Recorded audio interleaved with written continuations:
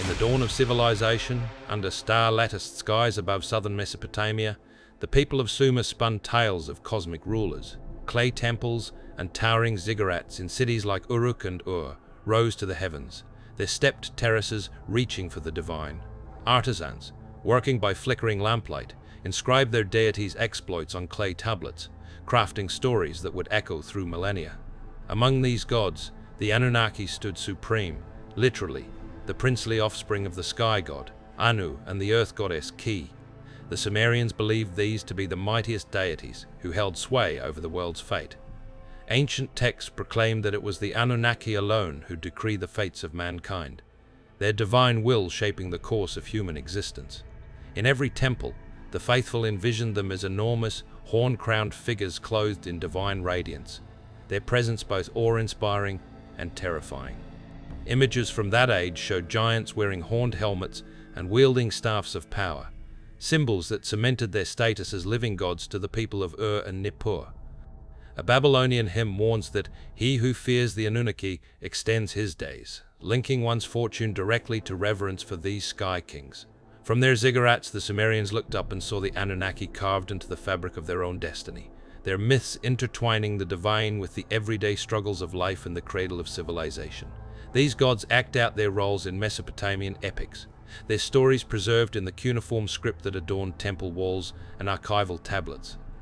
In one Sumerian myth, the Anunnaki praise the god Enki and literally take up their dwellings among ordinary people, as if walking through the crowded, dusty streets of Ur. The poem stresses that they twice decree the fates of mankind, underscoring that nothing happens on earth without their divine sanction. When we inspect surviving carvings and cylinder seals, the picture matches. The Anunnaki are depicted as immense, strong figures with horned helmets, their stature dwarfing the mortals who worship them. The citizens of Sumer clearly imagined them walking among men, yet always as divine beings, never as mere mortals. In the myth known as the Descent of Inanna, 7 Anunnaki sit in judgment in the underworld, condemning the proud goddess herself for her audacity. Nothing is said of any mortal saga for the Anunnaki. Instead, they stride through legend as powerful divine agents, their actions shaping the cosmic order. Scholars note that in Enki and the world order, the assembly of Anunnaki mirrors a human king's council, as if these gods provided the blueprint for human governance itself. This divine council, seated in a celestial court, deliberated over the fates of cities and kings, their decisions inscribed in the stars and echoed in the rituals performed by priests in Sumer's sacred precincts. The Anunnaki's role extended beyond mere governance of fate. They were credited with the very creation of humanity. The Akkadian flood epic Atrahasis tells a vivid tale of how the Igigi, younger sky gods, rebelled under the burden of endless labor, toiling to maintain the world's order. Enki, one of the chief Anunnaki, proposed a solution: fashion the first man from clay, mixed with divine essence, to bear the god's workload. Thus, mankind is born by divine design, created to serve and relieve the gods of their toil. Generations later, the Epic of Gilgamesh revisits this theme. Utnapishtim, the flood survivor, describes how 7 Anunnaki, acting as judges of the underworld, unleash a great deluge to wipe out humanity, only to lament the loss of their creation afterward. In both myths, the Anunnaki are the architects of history, giving life to humans, then deciding their fate. Even more prosaic texts reinforce this view. Kings invoked Enlil's breath to legitimize their rule, and scholars translate Anunnaki as offspring of Anu, the sky god, not as any earthly title. The name itself affirms their celestial parentage, tying them to the heavens rather than the mortal realm. These stories were not mere fables to the Sumerians. They were the foundation of their worldview, explaining why humans existed and how they fit into the cosmic hierarchy. By the time Babylonian scribes retold these stories, some details had evolved, but the grandeur of the Anunnaki endured.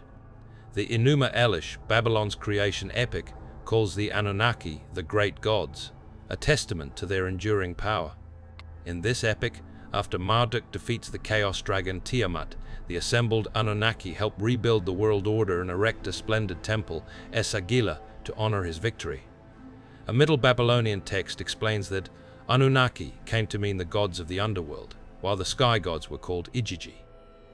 Yet even here, Marduk and Nergal, major deities of Babylon and the netherworld, count as Anunnaki.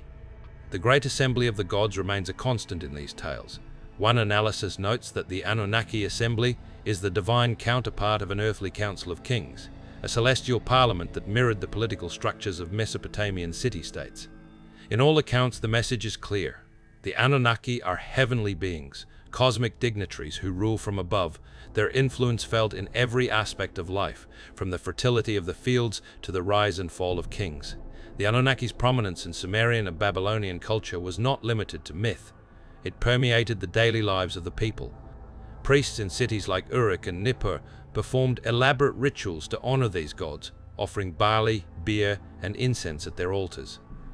Temples dedicated to individual Anunnaki, such as Enlil's Ekur in Nippur or Inanna's Iana in Uruk, were bustling centers of worship and economic activity, where priests managed vast estates and distributed resources to the community.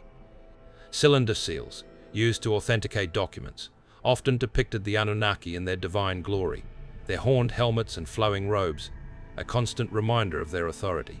These artifacts, unearthed from the ruins of Mesopotamia, reveal a society deeply invested in its divine pantheon, where the Anunnaki were not distant abstractions, but active participants in the human story. Festivals celebrating the gods drew thousands, with processions winding through city streets, accompanied by music and offerings. The Sumerians believed that pleasing the Anunnaki ensured prosperity, while neglecting them invited disaster, a drought, a flood, or the fall of a dynasty. The Anunnaki's influence extended beyond Mesopotamia, leaving traces in the mythologies of neighboring cultures. Millennia later, in lands far to the west, echoes of their theme appear in the Hebrew Bible, composed in Canaan, and later during the Babylonian exile. The Bible mentions the Nephilim, often rendered fallen ones, who lived in the antediluvian age. Genesis 6 only hints at them, describing the sons of God, fathering giants with human women, but later Jewish tradition, notably the Book of 1 Enoch, explicitly identifies these Nephilim as offspring of watchers, angels, and mortal women. The parallel to the Anunnaki myth is striking, though the Hebrew narrative reframes it morally. The Nephilim are seen as evidence of corruption that led to the flood. Yet the very presence of superhuman giants suggests that Hebrew storytellers were carrying forward the ancient motif of sky-born figures among men. This motif resonates with the Sumerian idea of divine beings interacting with humanity, though the moral lens of monotheism casts it in a different light. Early Christian texts preserve these threads. The Epistle of Jude, circa 70 CE, directly quotes Enoch's story of the fallen angels, and early church fathers debated the nature of these sons of God. In Islam, the Quran does not name the Nephilim, but speaks of mighty pre-flood tribes like Amud described, and Thamud, described as people of great strength whose remains were like lofty pillars over the ground, and tells how they were destroyed for their sin. Medieval Muslim exegetes often equated these Quranic giants with the legends of Genesis. Across Judaism, Christianity, and Islam, we find variations on the theme of colossal beings born of heaven and earth, each tradition retelling the idea in its own way. Nephilim, angels, jinn, usually as a moral or theological lesson. The common element is a time when the boundary between divine and human was crossed. Scholars note that by Abrahamic lights, these stories became symbolic, warning against pride or emphasizing obedience to one God, whereas in Sumer, they were part of the cosmic order. No biblical or Quranic text literally teaches the Anunnaki myth, but the similarity suggests a shared cultural imagination, a thread woven through the tapestry of ancient Near Eastern storytelling.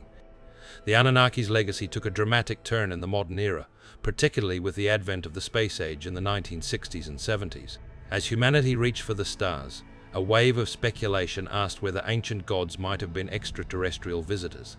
In Chariots of the Gods, 1968, Erich von Däniken proposed that prehistoric peoples mistook technologically advanced astronauts for deities, igniting a global fascination with ancient astronaut theories. Zecharia Sitchin applied this idea to Mesopotamia in The 12th Planet, 1976, claiming to translate Sumerian myths as literal history. According to Sitchin, the Anunnaki were an advanced race from a distant planet called Nibiru, who came to Earth in antiquity to mine gold. To augment their workforce, they supposedly genetically engineered Homo erectus into modern humans as a slave species. His books vividly describe spacecraft, DNA experiments, and prophecies of the Anunnaki's return, weaving an interplanetary saga from the clay tablet scholars study. Sitchin's narrative expanded to include claims that the Anunnaki built the Egyptian pyramids and influenced other ancient civilizations, creating a sprawling cosmic history that captivated readers. These narratives captured the popular imagination, fueling television specials, documentaries, and internet discussions about the alien gods of Sumer. They resonated with a public enthralled by space exploration and eager to find connections between ancient myths and modern science. However, professional scholars responded with skepticism.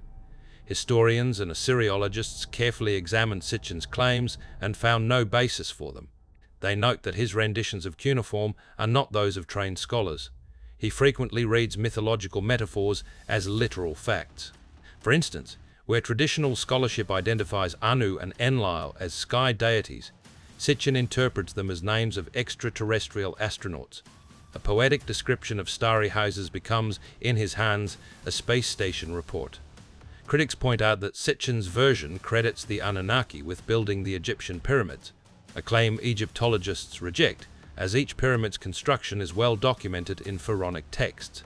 Ronald Fritzie, an American historian, summarizes the academic verdict: Sitchin's books are widely dismissed as pseudo-history. In scholarly journals, there is no support for alien Anunnaki, only rigorous analyses of Mesopotamian religion that treat the Anunnaki as gods, not extraterrestrials. The suggestion that the Anunnaki were ancient kings rather than gods has also surfaced among enthusiasts. Some speculate that these princely offspring might refer to a lost dynasty, pointing to the Sumerian king list, which ascribes fantastical reigns of 10 or 20,000 years to pre-dynastic rulers. These exaggerated reigns hint at myth rather than history, and careful archaeology finds no evidence of a lineage of Anunnaki monarchs. No royal inscription or tomb designates its occupant as son of Anu. Instead, temple archives and inscriptions consistently portray the Anunnaki as divine beings, each with their own cult and temple. Enlil, Enki, Inanna, and others had dedicated shrines where priests offered sacrifices, not royal palaces where kings ruled. A modern survey bluntly states the Anunnaki appear only in literary texts, and no evidence of any cult of them as a group has been unearthed. Each deity functioned individually, worshipped for their specific powers. If the Anunnaki had been secret kings, we would expect royal inscriptions, tombs, or genealogies bearing their names, and no such evidence exists. The Anunnaki's depiction in art further reinforces their divine status. Cylinder seals and reliefs show them as towering figures, often with wings or radiant halos, seated on thrones or standing in judgment. These images, found in temples and palaces across Mesopotamia, were not portraits of historical figures but icons of divine power. The horned helmet, a symbol reserved for gods, is a constant feature, distinguishing the Anunnaki from mortal kings who wore simpler crowns.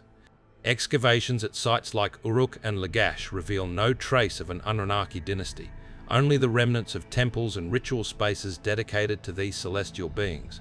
The Sumerians' meticulous records, which include detailed accounts of grain distributions and temple offerings, make no mention of Anunnaki as earthly rulers, only as divine overseers. To deepen our understanding, consider the broader context of Sumerian religion. The Anunnaki were part of a complex pantheon, where each god had a specific role. Enlil controlled the storms, Inanna governed love and war, Enki oversaw wisdom and water. The Sumerians saw the world as a reflection of divine order, with the gods maintaining balance through their decrees. The Anunnaki's role as fate decreers was central to this worldview, as they ensured the cosmos functioned harmoniously.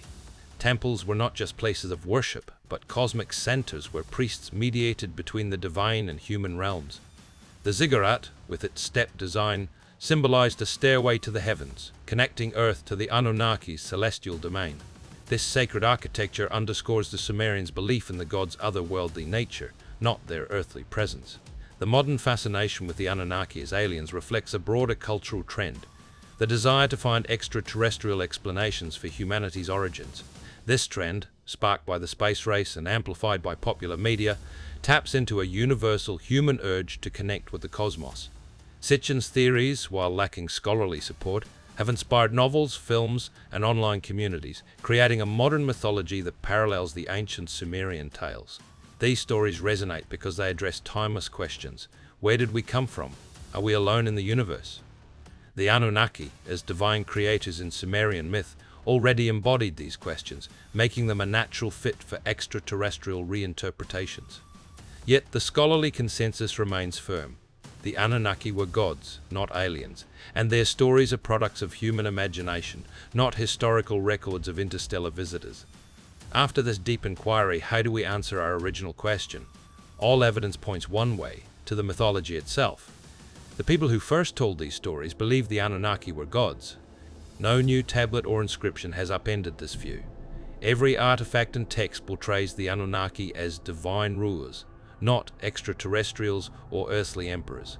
Ideas of alien Anunnaki belong to pseudo-history, modern fantasies imposed on ancient myth. The clay tablets tell a different story, not of flying ships, but of temples, sacrifices, and cosmic councils that shaped the Sumerian worldview. Imagine a final scene. A lone priest in Ur stands before a towering statue of Anu at dawn, pouring barley beer into a small trench as an offering. Incense smoke curls around his face as he prays aloud in ancient Sumerian, "O Anu, great sky father, grant us mercy in this coming year." His words drift into the dust. A breeze rattles the reed mats. Outside, the city stirs to life under a rising sun. The camera pans up to the blue sky, where no chariot or Nibiru can be seen, only the sun and clouds. In the silence, we sense the answer. To that priest, the Anunnaki were as real as the warmth of morning, divine beings who governed the cosmos and humanity's place within it. So, who were the Anunnaki? They were gods. This is exactly what the ancients intended and recorded. We can still cherish the exciting what-ifs. They make for great novels and TV shows, but they remain stories. The scholarly view is grounded in evidence. Every genuine Mesopotamian source treats the Anunnaki as deities. A skeptical historian notes that alien god theories are universally rejected by mainstream scholars. The only Anunnaki we have concrete proof for are the ones in myth, revered as divine architects of the world. At night, under the same stars the Sumerians once saw, we may still feel a thrill of wonder. The Anunnaki live on not in secret chronicles or extraterrestrial visitations, but in our collective imagination, in epic poems, religious traditions, and the curious theories of today. Perhaps that is fitting. Myths are the oldest way humankind has tried to explain its place in the cosmos. The Sumerians looked to the Anunnaki to understand their world. We, in turn, reinterpret their stories to explore our own. In that sense, the mystery of the Anunnaki is a story about us, our origins, our aspirations, and our enduring quest to find meaning under the endless sky. Their legacy endures not in hidden truths, but in the human capacity to dream, to question, and to weave stories that bridge the earthly and the divine.